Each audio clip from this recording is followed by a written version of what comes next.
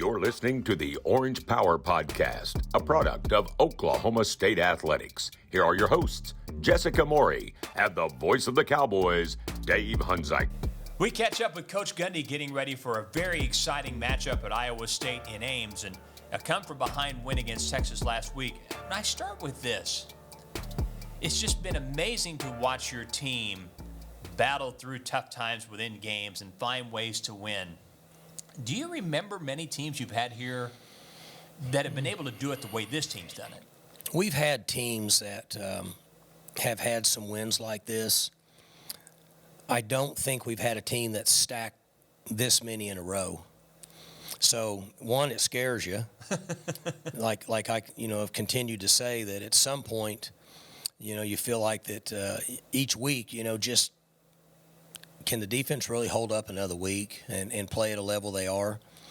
And then two, we've had things work well for us late in games, and we're able to win those games. And then I end up making myself feel better because I do believe in our culture, and I do believe in the training, both physical and mental, and what we instill in our players. And they become so calloused training with Rob Glass for however many years they're here. And we have a number of guys, particularly on defense, that we talk about that have performed so well this year, that have been with Rob and have become calloused over 4 years. Yeah. There's no question that's what's helping. And we've been very fortunate in the fact that as we've tried to put the pieces back together offensively with not having any receivers and then moving guys around, and we're going on really 2 weeks now of some sort of a comfort zone with where we're at the wide receiver position, even though last week we lost Jaden Bray again. But we have him back. So, and from a tight end standpoint, getting Cowboy back, I should say, getting Braden adjusted to where he can play at a high level. We've had so many things go one way or the other, but to answer your question, we really haven't had a team that's done it this many weeks in a row. Yeah. It's interesting. I think back to 2011 and something Rashedi Jones said to me, even at that time. He said, we never really worried because we knew at the end of the game, if we put the ball in Whedon's hands, we were going to win. Mm-hmm. Now, 10 years later, it almost seems like the opposite. Maybe a bumpy start like it was at Boise or at Texas defensively, but I get the impression this entire team believes that at some point the game will settle in, and when it does, the defense will take care of things. It's really interesting. It's almost the opposite. I think it's been an adjustment for everybody, the fans. Yeah. Realizing, I have my cronies, guys I grew up with, like I'm sure you do, that they watch for wherever they are, wherever they're located in the country, and they text what their opinion is, and they've watched us and or basically me, my team, forever because of the relationship I've had with them, and they say the same thing, that we're in these games and we continue to watch the defense make plays in the end, and it's just it's a nice feeling, and you can't always control that. It's crazy, but as long as they stay humble and focused, that word that we use is so important because young people can't focus on anything very long because of their phones. They've learned to just swipe it and go to the next thing, and it carries over into schoolwork and training for football and all the different things. So as long as they continue to focus, we have a chance to play good defense.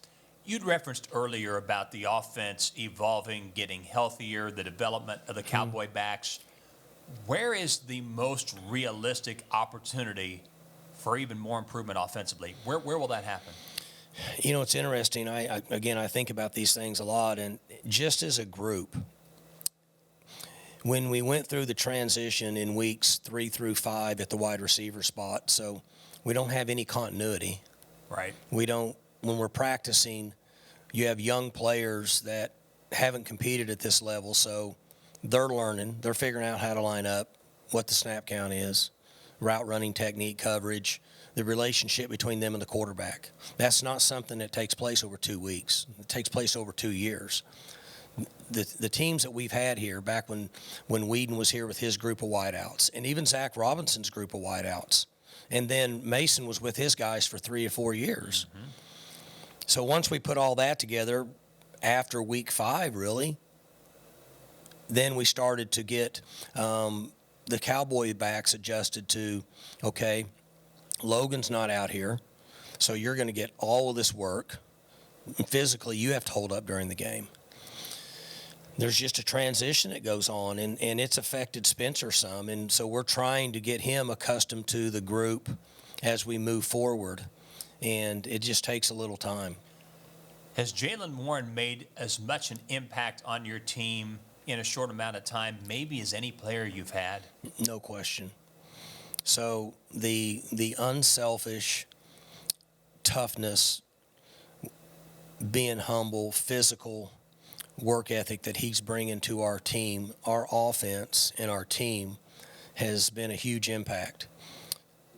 So he's gone down the same course for a number of weeks now, and I feel like that he's so humble, he's so willing to play hard and compete and lay it on the line that the other offensive players, whether they want to or not, whether they've thought about it or not, almost feel guilty, and that I need to give great effort all the way through the third and fourth quarter because this guy is going to show me up. And that's leadership and having an impact on a team, and that's what he's done to our offensive and our team in general up to this point. Iowa State is the opponent, and of course they've had a renaissance in football in recent years. And Mm-hmm. But defensively, and you mentioned earlier today, and we were visiting, that they have made some changes defensively, but when they brought that umbrella, if you will, style of defense into the conference, everything seemed to change across the league offensively. Did you know, because you were pretty quick to adjust to it, did you know once you saw that a couple of years and how it was working that, hey, not only do we have to change offensively, but maybe we need to go ahead and get better defensively as well so we can be more complementary? Did that drive your decision maybe? Yes. The thing that it's or I guess how it's affected us the most would be understanding patience with that style of play. So okay. Defense can line up however they want, and offense can't control that based on they have players that are committed to stopping the run and then players that are committed to stopping the pass. We all know that. They came up with a good plan, what would be like 5 years ago, that the quarterback and wide receiver and head coach and offensive coordinator willingness to try to score every play, they, I would say, it has since went in a room and got on a board and say, okay, how can we slow this down? Mm-hmm. And they started by putting a number of people way back in the secondary, which is 5, and then changing coverages a little bit. So the extra guy came from the defensive line. So they, instead of playing with 4 people, they went to 3, took that guy out, put a skill player in, put him back there in the middle of the field at 10 yards. What that did is that affected RPOs, and that affected balls being thrown down the field, which dominated this league for 6 or 7 years. Mm-hmm. And then they've made adjustments, and they've, give credit where credit's due, is they've gotten really good at it and kind of patented that concept. So offense now has to be patient and understand where to attack that style of defense to give themselves a chance. And there have been teams that have answers to it and teams that understand it, in my opinion, and there are teams that don't. Right. Just like any other structure offensively or defensively. Brock Purdy had his coming out game here in 2018 when he came off the bench and had a huge game as Iowa State came from behind and won. What is maybe something about him that is better than people realize? Anything come immediately to mind? He's a good operator. He's got composure. There's been games that I'm sure that he feels like he needed to play better during his career, like most quarterbacks. He keeps his composure. He's a good operator. He's elusive when he gets out of the pocket, whether he squeezes underneath an upfield rush or he is outside of an inside rush on an edge and gets out and moves around. He's dangerous. He's good at it. He's comfortable out there. He understands how to buy time. He doesn't panic, and he gets the ball thrown down the field, and that's when he's getting a lot of big plays. Stay with us. Jessica has a visit with Oklahoma State's quarterback, Spencer Sanders, when we continue. It's time for Ask the Coach, presented by Academy Sports and Outdoors. Hey, Coach Gundy, my name is Keith. What's your favorite memory as a coach? The relationships with players. People, I get asked that question quite a bit. People pin me down. Obviously, the year that we won the Fiesta Bowl, I felt like we could have won the national championship. Was a special season for everybody. More so for the fans than anybody, for the Oklahoma State people. But the relationship that we have as coaches with the players, and just for me to see a young man come in as a freshman and be clueless about football, about life, about everything, and then 18 months later he gets it, he starts showing up on time, and he works hard, he's making a 3.4 GPA, he's improving in football, he's become a better person, he's unselfish. I really get an enjoyment out of watching that.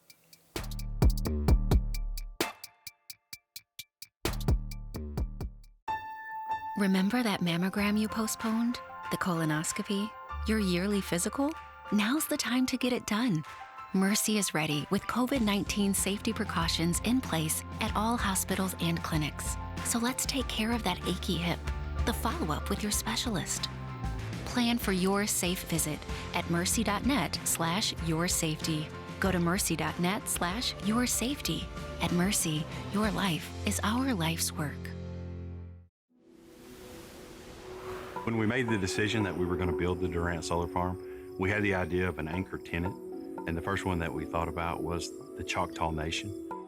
It was a perfect fit for us whenever OG&E approached us about this relationship and this idea. They reflect a lot of our same values. They're about growth of our communities. They're about growth of our state. They're trying to help us preserve Oklahoma, our heritage here in the Choctaw Nation of Oklahoma. Academy Sports and Outdoors is your Nike headquarters. We are proud to offer the best and newest Nike apparel, footwear, and sports equipment. From football to baseball, basketball to soccer, and everything in between, Academy is your place for Nike. For back to school and back to the field, head to toe, your home for Nike is Academy Sports and Outdoors. There are a great many things that can be found on the road. A giant blue whale in central Oklahoma. Musicians in search of that perfect melody. You'll even discover the center of the universe. You'll find stories of lives led, challenges met, and men who raise pigeons. They're all out there waiting to be discovered. All you have to do is follow the road. Phillips 66. Live to the full.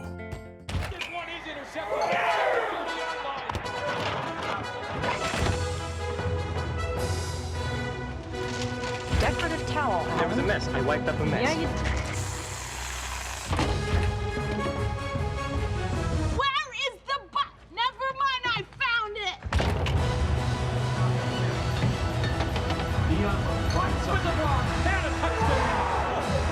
Welcome back, football fans. We'll see you in the fridge. Welcome back to the Orange Power Podcast. I'm Jessica Morrey, and this week we are joined by another very special guest, quarterback Spencer Sanders. Spencer, thank you so much for joining us today. Thank you for having me. All right, so like we do on this podcast, before we get into the more personal stuff, we'll talk a little bit about football. You guys are 6-0 after a huge win at Texas, a comeback victory. You've had a few days to digest that win. What did that win and that performance mean to you? I mean, it meant a lot. Like I said last year, we were taking down the same path basically, and we came up short. And just kind of seeing the guys and just kind of seeing the motivation on our faces just throughout the entire game, and we stayed in it. And defense played phenomenal, kept us in the game the whole time. And offense, fourth quarter, we kind of came through there and put up a couple points on the board, and it felt good just to kind of look at the sideline and everybody's cheering. So that was definitely an exciting moment, especially at Texas at an away game. That's not somewhere that's easy to win away. And you mentioned playing at Texas. For you, that was your first win as a quarterback at Texas. Coach Gundy always mentions before the Texas games, how many guys had offers or didn't have offers from Texas that are from Texas. Does that motivate you at all personally, or does that win maybe feel a little bit more special since it was in your home state and it was down there in Austin? It was your first win there. Yeah, probably definitely just for all my buddies that are UT fans, stuff like that, they don't like it. But other than that, it's just for the love of the game, and just here and I love playing football. And you've played with some pretty good running backs in your time here so far at OSU. Jaylen Warren, another one this year. What's it like getting to have him in the backfield, and what's he like as a person and as a competitor? I mean, he's a phenomenal person. I mean, he's never thinking he's above over anybody, no matter how good he does on the field. He goes to practice every day. He works his tail off. He gives it 110% no matter where. So I believe that he's just only going to keep getting better, and this is just the beginning. What's it like getting to play, with a defense, getting to have a defense that is as dominant as our defense is this year?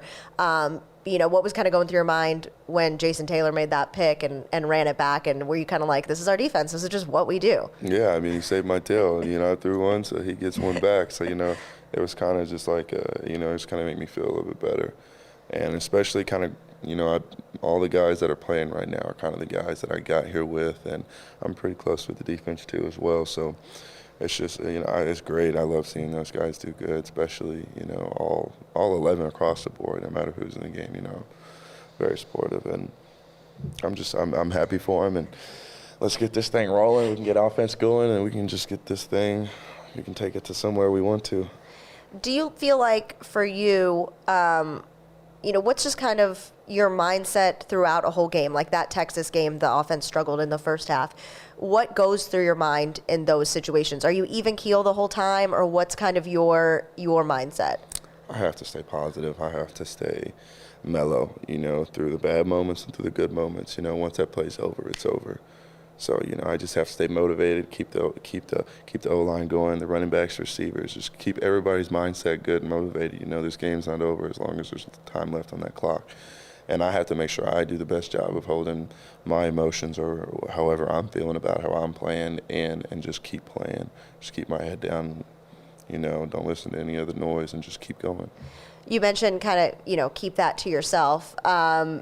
When you're not playing, when you're at home, when you're chilling, like mentally, like how do you kind of just decompress, and how do you handle that? I know a couple weeks ago we had the mental health awareness week. We had the mental health awareness game. We talked about having mentors or people to talk to or whatever, just to decompress and kind of make sure you don't keep it all bottled in. Like how do you kind of handle that in your off time?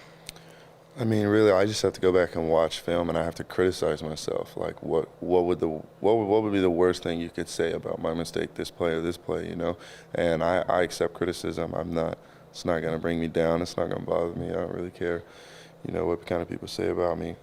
It's just whatever I can do to just keep motivating myself and kind of criticizing myself. It just kind of, it gives me the look like I'm not fixing to, cake this answer or something like that. Like I'm gonna give myself the honest truth. Like you got to do better on this play. You got to do better on this play. It's nothing short of what the coaches shouldn't tell me or my teammates shouldn't tell me. All right, so now we don't necessarily have to talk about football anymore, so we can talk about the fun stuff. So we'll kind of like keep it on football a little bit here, but post-football career, hopefully have a long football career, but after that, what would be your dream job, or what do you want to do? I mean, obviously, I'd love to go to the professional league, but obviously, it didn't always work out for everybody. Maybe. It's a tough question. It is a tough question. You put me in these positions. I kind of spoke with one of the coaches about this, being like a hunting guide. Obviously, I'd have to learn more and more about it. But I'd be fine with being a hunting guide. I'd probably just see if I can run my own ranch, live off my own ranch. That would be nice. But that would be awesome. That'd be a lot of work. That's what I feel like James Washington is doing right now. Besides playing in the NFL, he has his own ranch and everything, his own farm. That would be fun, definitely. Especially my family's got one too, and so I could learn a lot from them too, and just kind of bring it to mine. Yeah. Where's your family's farm? Is it in Denton? My mom is from Watauga. Okay. I think the farm's in Omega, which is right outside of Kingfisher. It's between Kingfisher and Watauga. Yeah, my mom's side of the family stays over there, and I love it over there. Yeah. See, that would be cool. And then you could still be a hunting guide on the side. So when you're not playing football, when you're not at practice, you do like to do the outdoorsy stuff. You like to hunt. You like to fish. What's your favorite kind of hunting? Waterfowl, duck Okay. hunting. Definitely. My roommate, like I said, Braden Cassidy, he goes all the time, and any chance I can go with him, I'd love to go. Yeah. Is there good places around Stillwater, or do you guys have to go out of Stillwater? Sometimes out, but he's got places in, especially in season, out of season. We have to find places sometimes, but it's part of it. It's part of the thrill. The thrill. Okay, what was your first hunting experience like? The first deer? We talked about it off before we started recording, but I was, I think I was in the 6th grade. And I wanted to shoot a buck so bad. I mean, I wasn't big on hunting growing up. All I did was really fish. I never really had a gun in my hands when I was at a young age. And then finally, I don't know what clicked. I was just like, I want to shoot a buck. And my mom took me to my uncle's house. He's got maybe a couple 100 acres in St. Joe, family, friends around him and stuff like that. And I've been there for like 5 days, and you got cameras and stuff like that usually when like at your spots and your feeders. And there's this A point that's just been walking by, and I'm just getting excited, and he's showing me these pictures every day. And finally the 5th day came, still didn't see it. But on my way out I saw a doe, and I was like, you know what, there's no point. So I shoot that doe, and then I have to follow his blood trail for like an hour trying to find it, and I found it laying down in a ditch, and I was like, are you kidding me, all this for finding you? So then I had to walk back, it's pitch black, and grab the fool, and then I dragged it back to the house, put it up on the tractor, and cut it open. in 6th grade? Well, I didn't do all of it by myself. Okay. I had my uncle as well, but he kind of just teach me the ways, and that's kind of when I really started learning to deer hunt. Honestly, I mean, I didn't start waterfowl hunting until high school, so. Okay. No, that's always been fun, but no, it's definitely, I'd probably say now waterfowl is probably one of my favorite hobbies, especially if it's in season. I'd probably go over fishing just because I like duck hunting. Yeah. My roommate's got me stuck on it. Fishing wise, what's like the biggest fish you've ever caught? I caught a 9-pound bass at a Lake Ray Roberts, just flipping docks. It was just out of nowhere. I was expecting a crappie just coming out of there, and then all of a sudden my rod just, and I was like, all right, this is not a crappie. And it turned out to be like, I think it was like a 9.7. I don't remember. Wow. But I remember it was a 9, and I got a picture of it. You want to show a picture? Yeah, sure. Yeah. Yeah, no, it was fun. I was definitely excited. Biggest fish I've ever caught. I mean, I'm just sitting there looking at it like I ain't never caught anything this big. You ever gone fishing? No. I think I've gone, okay, so. You tell me you've never gone fishing. I've gone, so I went fishing with a professional bass fisher one time on Lake Texoma for a story. Like that's a guide. That's just like saying a and guide. He, I was very bad. I didn't catch anything. He caught something, and then I pretended I caught it so we could have it for the video. So if you guys saw that video from like a bazillion years ago, that was a lie. I did not catch that. I'm very bad at the casting. I'm not good at the casting. Is that what that's called? Yeah. Yeah, I'm not good at that. I'm not good at that. Oh, I'm trying to find this picture. I know it's coming up. Oh, here it is. But no, yeah, this was. Yeah, that's pretty impressive. Yeah, show the camera. Yeah, Look at that. Wow. Yeah. That was probably the biggest. It was fun. Back when I had no facial hair, I looked like a little kid. Yeah, I have tried. I tried it then for the story, and I remember I cast it, or cast it. That's what it is. Yeah, Mm-hmm. and I like threw it or whatever, and it landed on the roof of like a boat house where the boats live. What is that called? Like a slip? Yeah, where you like park your boat. Yeah. Yeah, it landed on top of that. Oof. Yeah, and the professional bass fisherman was like, oh. Yeah. this is not great. No, not good at all. He was like, I was not prepared for you to be that not good at this. And I was like, yep, well. It's all right. Everybody's going to start somewhere. Welcome to my life. But yeah, I'm definitely not good at it. I have a hard time with it. It's just like quiet and like, it's relaxing. I'm sure that's what people love about it. That's the point. But I'm like, oh, okay, I'm bored now. If I'm not catching anything right away, I just can't be patient with it, I don't think. See, that's part of it. I'd rather be fishing rather than in a high school reunion around a bunch of people. I mean, it's just peace, you know. It's just by yourself. You ain't got nothing to think about, whatever you want to think about. Do you bring your phone out there, or do you leave it? I would always bring my phone. Okay. Mama might call or something like that. You never know.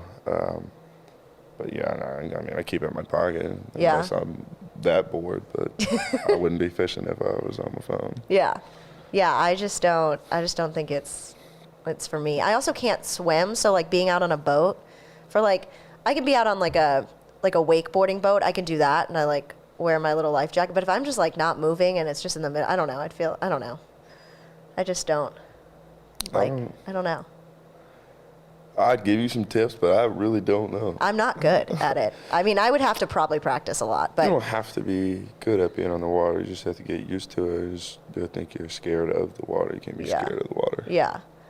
I don't know how I have tried wakeboarding. That's also a scary water thing. Okay, so you tried wakeboarding, but you're scared of the water. I don't. So how does that? I don't know. I don't know. I think it's because I'd be like by myself probably fishing, right? Are you normally like in the boat by yourself, just like chilling? I mean, yeah, but you can bring some friends. You Yeah, go I don't by know. yourself. I don't Fishing know. is not a Sounds restricted scary. to Yeah, one I don't rule. know. I don't know. I just don't. It's just not my thing, I don't think.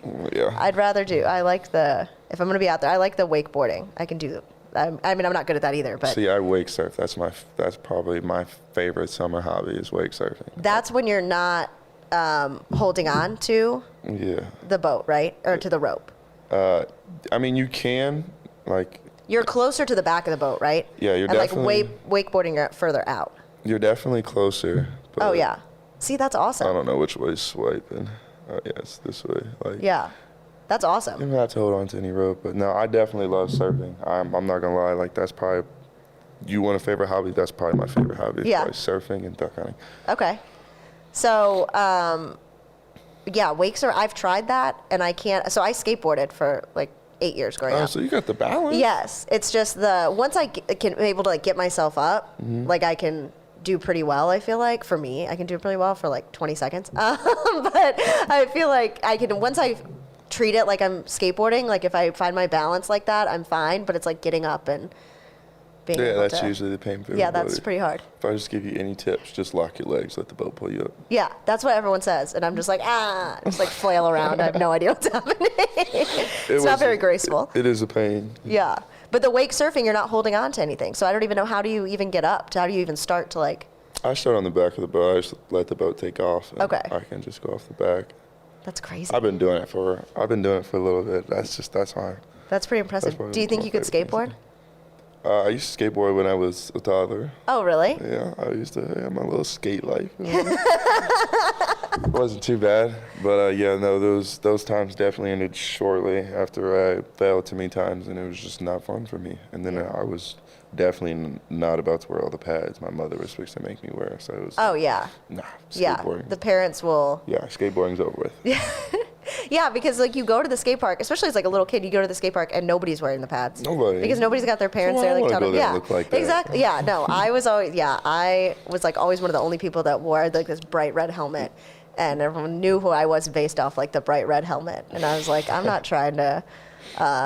I mean, I was pretty scared of getting hurt, so I didn't really shy away from the pads, but I was always like one of the only ones. But I skated like the half pipe, the vert ramp, so everyone wears pads for that. Because you have to wear them on your knees, because if you fall, like you're taught to slide.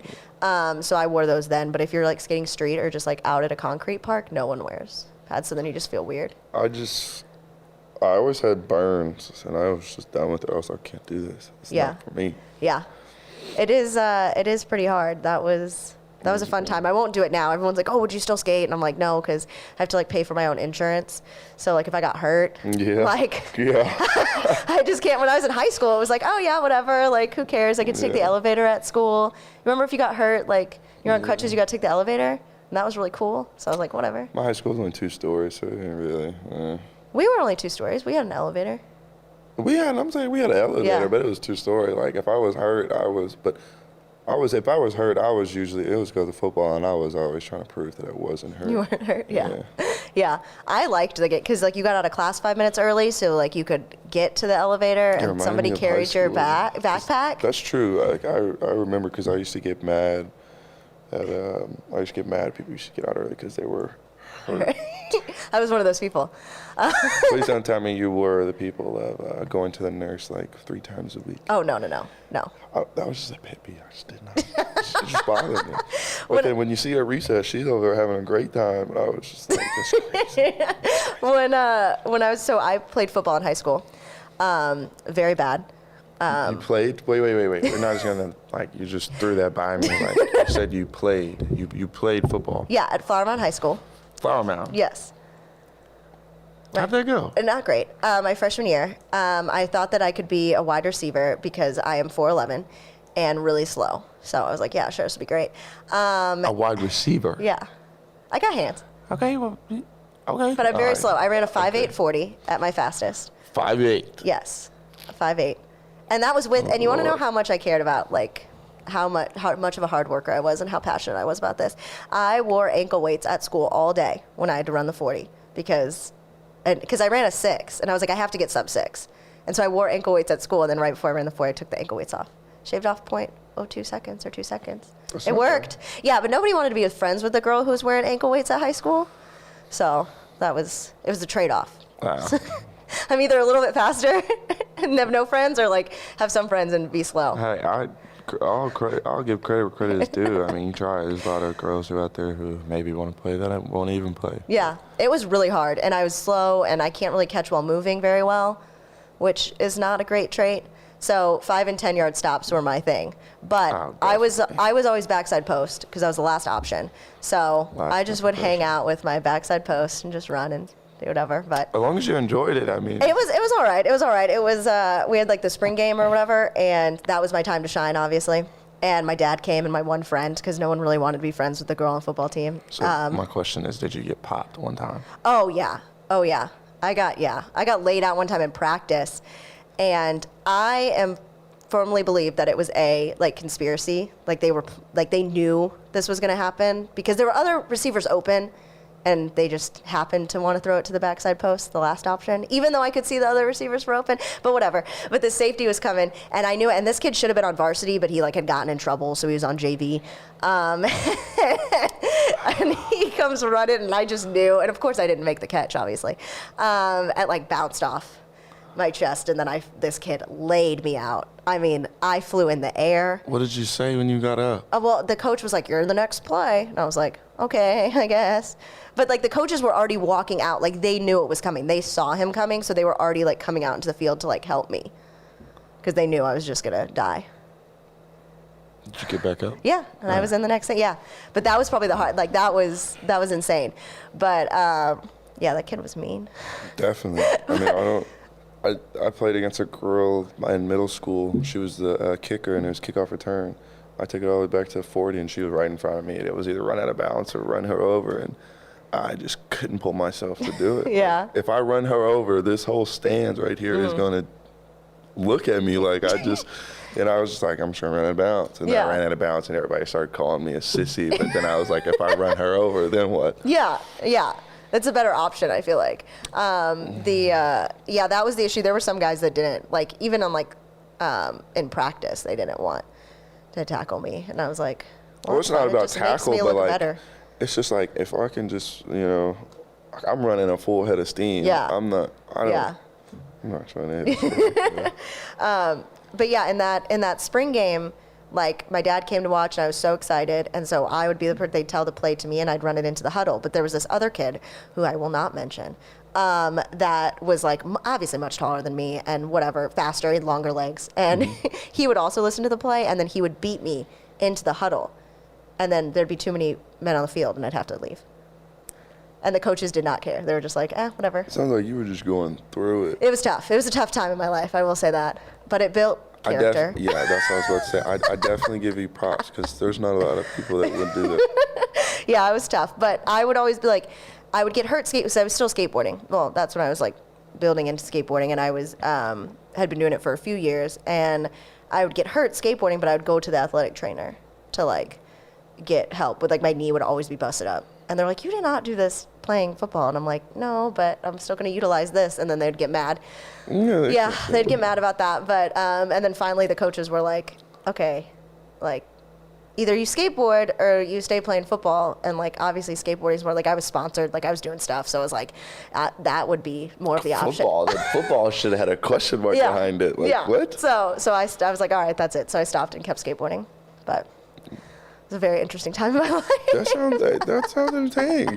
You enjoyed your time. I should say. It was so funny. We had, when we had that 2011 reunion, there was, or like the Cowboy football reunion guys that had played, there was a kid who walked on here that played with me. And so it was funny. He played with me in high school. And so, yeah, he had like remembered all these stories that I had forgotten about, probably because I was like concussed all the time. But he remembered all these stories and stuff, and it was really funny. So it was nice to get to catch up. And he was one of the only few that was nice to me. So I was like, okay, it's fine. That's good. But yeah, so anyway, yeah, that's, that I played football. Sounds like a good time. Yeah, I can still catch pretty well, I feel like. We'll figure that out. Yeah. Well, so a couple years ago when we had Brandon Whedon up here, and we did a story where like I interviewed him, I dressed in full football pads, and we went out and we played catch at Boone Pickens Stadium, which was really fun, but I was awful. I had hyped myself up, and I was like, oh, don't even worry, Brandon. Like, I will catch everything you throw my way. And then they gave me gloves, and the gloves obviously were way too big for my fingers because they're y'all's gloves, not my gloves. And I have tiny hands, so that didn't help. And then I was so nervous, and I dropped almost everything he threw my way. Like little baby routes. Like, I should have caught these, and it's like, no, little button hooks, and I couldn't do it. It was tough. It was really embarrassing for me. It's all right. At least you enjoyed it. Yeah, that was a fun experience. So Exactly. yeah. And he was able to make fun of me, but he was like, I thought you said you could catch. And I was like, I can. I just, oof. It was like, it's Brandon Whedon. I'm freaking out, okay? Exactly.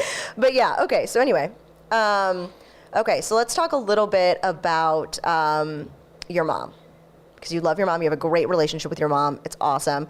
People always ask me, like I would know, but people always ask me about the ring you wear on your left ring finger. They ask if you're married. Yeah, no, I'm not in a relationship. This is just, my mother actually got me my first one when I was, I think, in like the 6th or 7th grade. And the first thing that came to mind was, what's the most important finger on my hand? And, there's no other finger that's more important than that one. So until this is replaced with another one, I mean, she's probably the most important thing to me. And obviously the rest of my family is too. I love the rest of my family too, but I'm definitely a mama's boy. And you said there's a Bible verse on that? Yeah, Philippians 4:13. I can do all things through Christ who strengthens me. It's on my ribs too as well. That's awesome. And what, just like kind of just talk to me about, why you're so close with your mother, what makes y'all's relationship so special. I know you had mentioned something, you're like, this is who I do it for. Like, this is who I play for. This is who I live my life for. Like that. What makes y'all's relationship so special? I don't know, just kind of seeing like all the things that she's been through, and my job is to do whatever I can to make her happy, make her proud, because whatever I do puts a smile on her face. So as long as I can keep doing whatever I'm doing 110%, I'm making her proud. And I didn't grow up, the easiest life. Everybody had tough times. Everybody had hard times. Sometimes mine were harder than others, and that's what I have to deal with. And I think that just brought me so much closer to my mom. And it's just like, I don't know, like I'm her protector, no matter what. Like, she calls me, she texts me, I'll be there faster than you can say where you're at. But I mean, my dad knows. Like, I used to talk to my dad when I was little after practice, on car rides home. We used to talk about the most random things. And I remember one time I asked him, I said, if you had to choose me or mom, what are you doing? He said, I'm taking my own life, and you're going to take care of your mom. And that kind of hit me. I'm like 10 That's years deep. I'm like 10 years old. Yeah. And I don't know, just from that point on, like, I kind of realized, like, it's time to grow up. It's time to be a man. And, you know, I always want to be ready for that moment. You never know when something's going to happen, and my mother knows I'll always be there. And she gets to come watch you play. Every game. Is she a loud mom in the stands? Is she No. what is her vibe in the stands? She's a quiet, she's a nervous, and obviously there's people around her that don't make it easier for her. And if I was up there, I guarantee it'd be fixed, but I can't be up there. Yeah. But she's quiet, she's nervous, she doesn't like being around anybody. She's the same person as me. She's, you know, every emotion, everything she has, she'll just hold it in, and then, you know, she's just like a ball of fire. You know, she's just waiting to bust or burst or whatever it needs, you know, whether it's joy or whether it's anger, you know. Because she'll tell me, like, you played good today, you didn't play so good today. And that's my favorite, you know, critic. Like, I'll always listen to what she says no matter what. I don't care if she's telling me to do wrong, because I know she would never tell me to do wrong. So anything she would ever tell me, same goes for my dad. I mean, they were my biggest critic, and I accepted it. That's what I wanted. And, you know, it made me better. But I don't know. It's just I grew up a mama's boy. I'm a mama's boy. And the crazy thing is, I was always around my dad. You know, he took me to practice. Me and my sister played sports. She played soccer. So mom was with sister soccer, and dad was with me in football. And, you know, I love my dad. I'd do anything for my dad. But I don't know. It's just, like I said, I think I'm just a mama's boy, and I can't do anything about it, and I just accepted it. But, yeah, no, that's my woman. What do you feel like her favorite moment is, like, favorite play that you've ever had? Is there a moment where you would know that she's just like, that's her favorite moment she's ever had when she watched you play?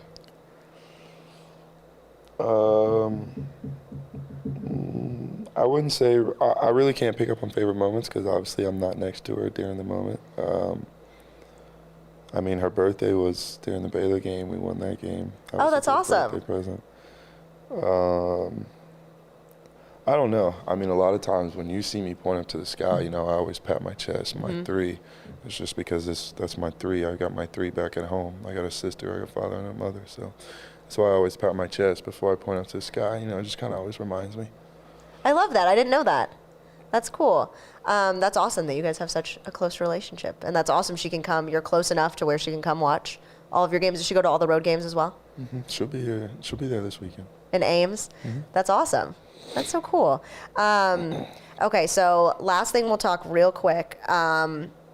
Thursday, I was told Thursdays at practice, you guys, the quarterbacks play knockout with the net. Who's the most competitive? What is that like? Who gets like the most hyped, or is anyone a sore loser? What's kind of the vibe? I love you, Shane. I'm sorry. Shane is not. No, I ain't even gonna do him like that. Shane is the most competitive. I would definitely say. Gunner's pretty competitive too. Me and EB, we kind of got like our little side bet. We butt heads because I'm trying to catch up to him. He's got the most wins. I think he's got 6. I've got 4. Coach Rattay has 3. J-Dub has 3. Peyton Thompson has 3 as well, I think. And I don't think Shane has any yet, but we're gonna work on that. So Rattay and J.W. Walsh, they play? Yeah, they play with Okay. us. Yeah, no, I mean, it's just a little quarterback fun thing. It's just kind of like a tradition we do every Thursday, every year. So, I mean, it's fun. I need to make sure I catch up on some wins, catch up to EB, give Shane a little bit of wins here and there, you know.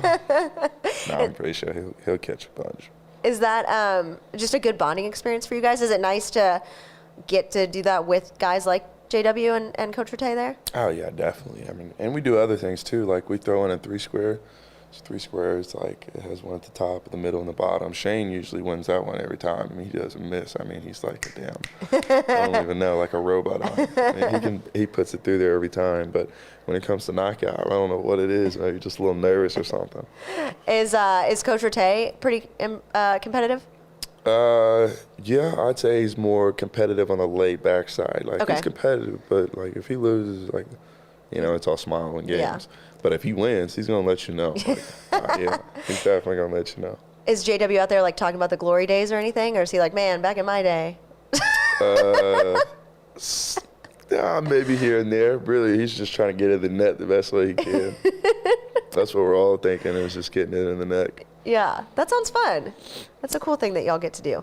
Okay, cool. Well, this was a great podcast. Thank you so much for joining me, Spencer. That is quarterback Spencer Sanders. The Cowboys will hit the road this weekend to take on Iowa State in Ames on Saturday at 2:30. Thank you guys for listening and watching the Orange Power Podcast. We'll be right back here next week.